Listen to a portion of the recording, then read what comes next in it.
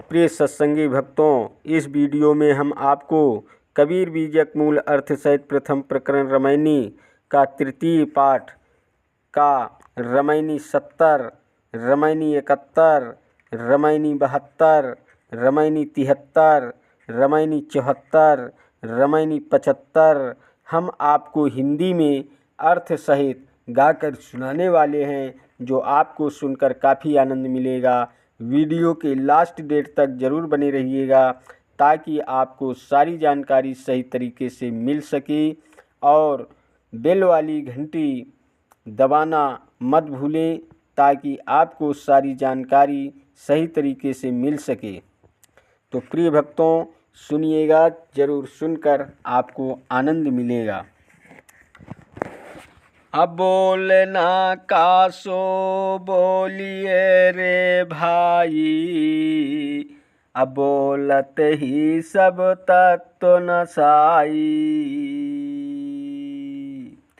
अब बोलत बोलत बाढ़ु बिकारा, सो बोलिए जो पढ़े बिचारा। अमिलहि संत वचन दुई कहिए, अमिलहि संत मौन होए रहिए। अपंडित तो बोलिए हितकारी, अमूरख सो रहिए झक मारी। अकहीं कबीर अर्ध घट डोले, पूरा होए विचार ले बोले। सदगुरु कहते हैं कि हे भाई, बात किससे की जाए, अर्थात जो अपात्र व्यक्ति है उनसे बोलना या चर्चा करना ज्ञान का दुरुपयोग करना ही है। तात्पर्य यह है कि अंधीकृत लोगों के सामने बोलने जाने से विकार उत्पन्न होता है और विवाद बढ़ता है। अतः सुपात्र व्यक्ति से और विचारपूर्वक जितने से काम चल जाए उतना ही बोलना चाहिए, तभी शांति मिलती है। यदि सज्जन या संत मिल जाए तो उनसे कल्याणकारी दो बातें कर लो, पर यदि दुष्ट और विवादी पुरुष मिले तो मौन रहो या उनसे दूर हो जाओ।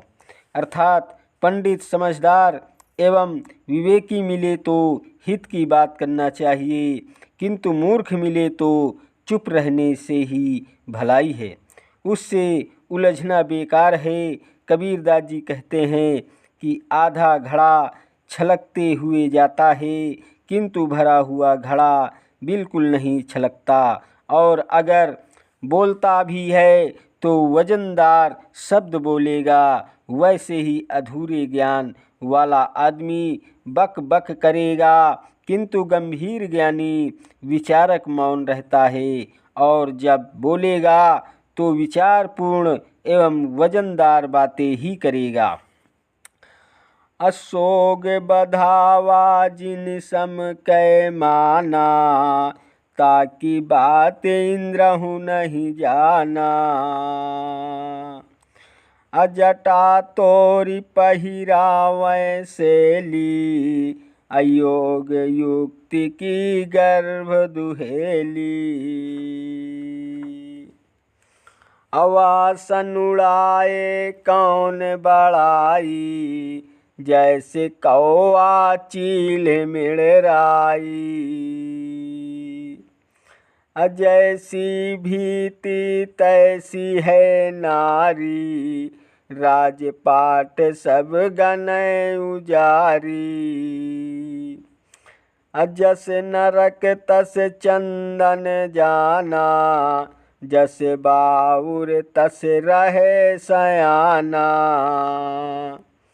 अलप सीलोंग गने एक सारा, अखाड़ छाड़ी मुख फाकै छारा। कबीरदास जी कहते हैं कि जो लोग शोक और मंगल अर्थात दुख सुख को समान रूप से मानने की बात करते हैं, उसका रहस्य छली इंद्र भी नहीं जान सकता। नाथ पंथी लोग वैष्णवों को वाद विवाद में हराकर अर्थात अपना तर्क मनवाकर जटा आदि तुड़वा देते हैं और उसी की शैली या माला बनाकर उन्हें पहना देते हैं और अपने पंथ में मिला लेते हैं। नाथ पंथियों को अपने योग और तर्क का बड़ा अभिमान है। ये अपने आसन एवं स्वयं भी आकाश में उड़ने की कला जानते हैं, तो इसमें क्या विशेषता है। कौवा और चील भी तो आकाश में उड़ते हैं या मंडराते हैं, वैसे ही इनकी इज्जत हुई।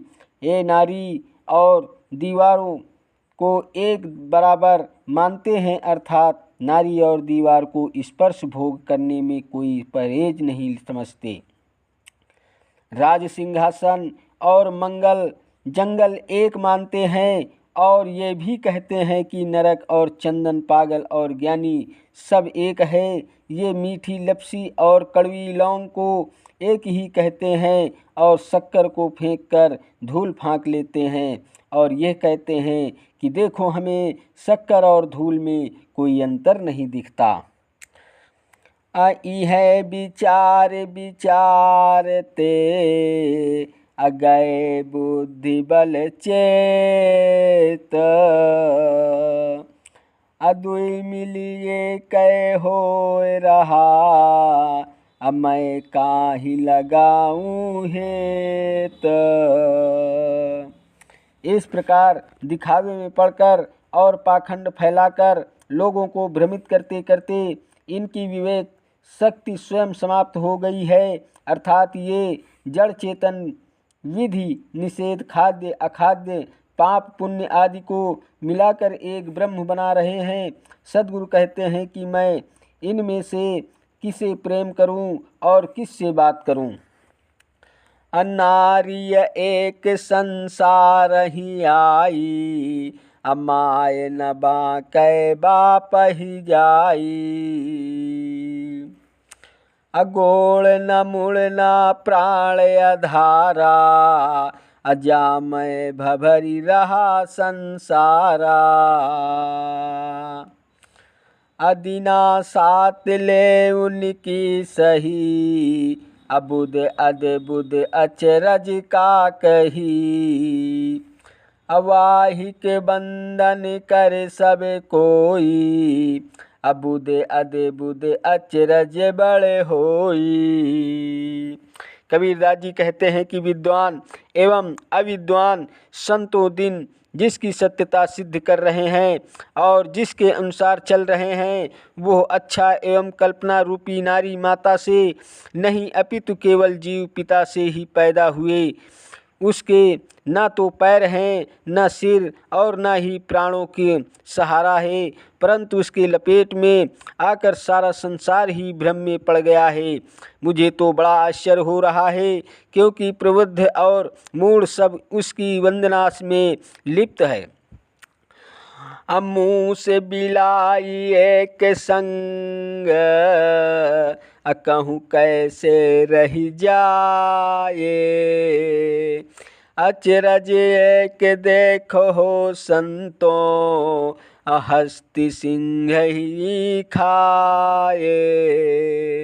सद्गुरु कहते हैं कि भला चूहा और बिल्ली एक साथ कैसे रह सकते हैं, अर्थात जीव इच्छा और कल्पना माया में पड़कर कैसे सुखी रह सकता है।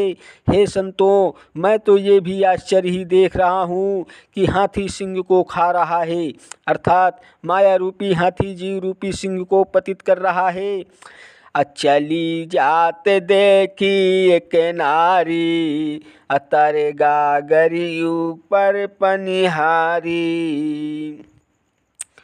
चली जात वो बाटा ही बाटा, असोवन हार के ऊपर खाटा,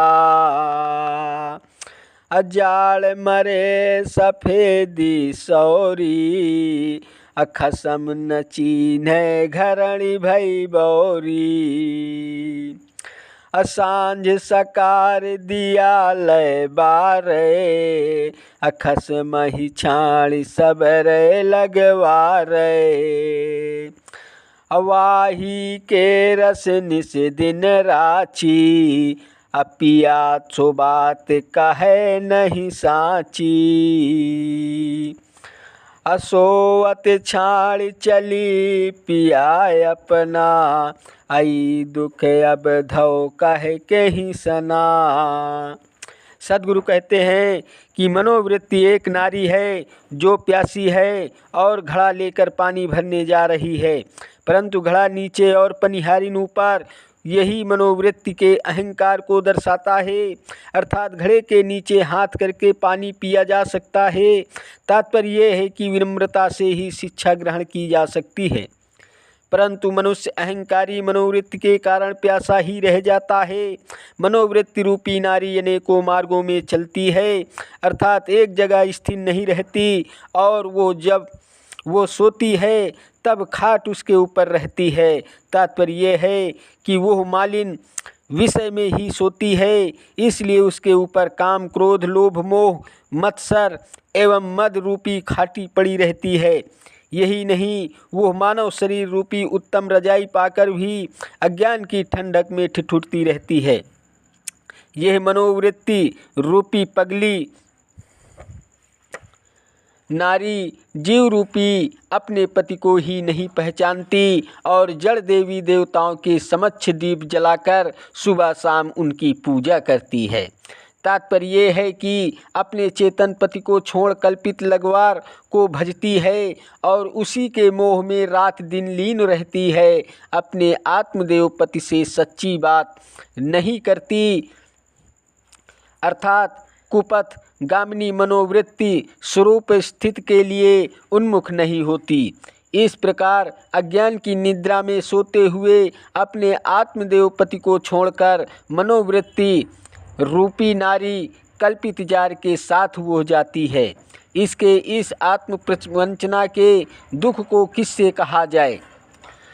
अब अपनी सांझे उघारी के, अरे अपनी जांघे उघारी के, अपनी कही न जाय, अकी चित जाने अपना, कि मेरो जन जाय। कबीरदास जी कहते हैं कि अपनी जांघ उघार कर अपनी बुराई दूसरों से कहते नहीं बनता, और इस दुख को व्यक्ति का चित्त ही जानता है, अर्थात मेरे संत जन इसकी कसर खोट परख कर लोगों को सत्य पथ पर लगाते हैं। अतहिया होते गुप्त अस्थूल न काया, अनाता के सोंग ताकि पै माया, अकंवल पत्र तरंग एक माही, संग ही रहे लिप्त पै नाही, आसे ओसे अंड मारही, अगणित अंड न कोई कही, अनिराधार आधार ले जानी, राम नाम ले उचरिय बानी, अधर्म कहे सब पानी यही, जाति के मन पानी अही, अढोर पतंग सरे घरियारा, तेहि पानी सब करे अचारा, अफंद छोड़ जो बाहर होई, बहुरी पंथी नहीं जो है सोई। जीव माता के पेट में गुप्त रूप से पहुंच जाता है और उस समय उसकी स्थूल काया नहीं होती एवं इंद्रिय एवं मनोवृत्ति न होने से उसे कोई शोक या चिंता भी नहीं होती, परंतु उसके साथ माया एवं जीव रूपी वासना अवश्य होती है। उसका माया के संबंध जल में कमल पत्रवत रहता है, जो कि साथ में रहकर भी लिपायमान नहीं होता। तात्पर्य यह है कि गर्भस्थ जीव अचेतना अवस्था में रहने से सुख दुख के अनुभव से रहित होता है और वासना वश माता पिता के रज वीर में निवास करता है। रज वीर का मूल रूप एक ही है और उसे अंगणित प्रकार में नहीं कहा गया है। एक ही प्रकार के रजवीर से सभी शरीरों का निर्माण हुआ है। बच्चे के जन्म होने पर हम उस निराधार चेतन को शरीर के आधार से जानते हैं। जिसका तात्पर्य राम नाम से भी है। हिंदू धर्मशास्त्र कहते हैं कि सारे धर्म पानी से ही संबंधित है, अर्थात किसका छुपा पानी नहीं पीना चाहिए और किसका छुआ पानी पीना चाहिए। यही धर्म बतलाता है। हिंदुओं की विभिन्न जातियों के बीच पानी से ही छुआछूत का भ्रम बना हुआ है, लेकिन जिस गंगा आदि नदियों का पानी लेकर लोग पत्राचार करते हैं, उसी में मरे हुए पशु पतंगे, घड़ियाल एवं शरीर आदि सड़ते रहते हैं। तात्पर्य यह है कि जाति पाति जनित छुआछूत का बंधन तोड़कर जो इससे अलग हो जाता है, वो पुनः इस पथ को नहीं स्वीकारता है। अभरम का बांधा यह जग, कोई न करे विचार। एक हरि की भक्ति जाने बिना, अभव बूढ़ी मुआ संसार। कबीरदास जी कहते हैं कि संसार के लोग भ्रम रूपी बंधनों में बंधे हैं। ये कोई विचार नहीं करते कि हरि की भक्ति क्या है। इसका रहस्य जाने बिना लोग संसार सागर में डूब मरते हैं। वे कहते हैं कि ये भेदभाव सब प्रभु की देन है और जो इसे नहीं जानता वो हरि भक्ति विमुख है। अते ही साहेब के लागहु साथा, अदुई दुख में टिके हो ये सनाथा। दशरथ कुल अवतरी नहीं आया, नहीं लंका के राव सताया। नहीं देवकी के गर्भ ही आया, नहीं यशोदा गोद खिलाया। पृथ्वी रवन धवन नहीं करिया, पैठ पताल नहीं बलि छलिया। नहीं बलि राजा सो मांडल रारी, नहीं हिरणाकुश बधल पधारी। बराह रूप धरणी नहीं धरिया, छत्री मारिन क्षेत्री नहीं करिया। नहीं गोवर्धन करे गही धरिया, नहीं ग्वालन संग बने बने फिरिया। गंडू की शालिग्राम नहीं कूला, मच्छ कच्छ होए नहीं जल डोला। द्वारवती शरीर नहीं छाड़ा, ले जगन्नाथ पिंड नहीं गाड़ा। कबीरदास जी कहते हैं कि जो लोग द्वेष से रहित पूर्ण काम स्वामी हो, उसी की उपासना करो और उसी बोधवान की भक्ति एवं सेवा करके अज्ञानता वो विषयासक्ति से उत्पन्न दुखों को नष्ट कर कृतार्थ हो जाओ। ऐसे बोधवान पुरुष ने न तो राजा दशरथ के कुल में जन्म लेकर लंकाधिपति को ही दुख दिया, न ही देवकी के गर्भ में आया और यशोदा ने उसे अपनी गोद में खिलाया भी नहीं। उसने पृथ्वी पर रमण राम आदि भी नहीं किया। उसने न तो युद्ध ही किया और न ही पाताल में जाकर राजा बलि को छला। यहाँ तक कि उसने राजा बलि से द्वेष कर उसे छिपकर मारा भी नहीं और न ही उसने हिरण्याकुश की हत्या की। उसने सूकर बनकर पृथ्वी को अपने मुख में धारण भी नहीं किया है और न ही परशुराम बनकर 21 बार पृथ्वी को क्षत्रियहीन किया है। ना तो उसने अपने हाथों में गोवर्धन पर्वत धारण किया है, ना ग्वालों के साथ वन वन घूमा फिरा है, ना तो वो शापित होकर गंडकी नदी में शालिग्राम बनकर लुढ़कता फिरा है और ना ही मछली तथा कछुआ बनकर जल में डोलता रहा है। ना तो उसने द्वारिका में शरीर छोड़ा और ना जगन्नाथ व उसकी लाश गाड़ी गई। कहें कबीर कबीर पुकार के, वह पंथ मति भूल। अजहि राखें अनुमान के, सो थूल नहीं स्थूल। कबीरदास जी जोर देकर कहते हैं कि इस अवतारवाद के कल्पित रास्ते में मत भूलो, क्योंकि जिस अनुमानित या काल्पनिक ईश्वर को तुमने गढ़ा है वह न स्थूल है न सूक्ष्म, केवल भ्रम मात्र है। प्रिय भक्तों, आगे के रामायणी हम आपको हिंदी में अर्थ सहित अगली वीडियो में गाकर सुनाएंगे। तब तक के लिए हमारे अगली वीडियो का इंतज़ार रखिएगा।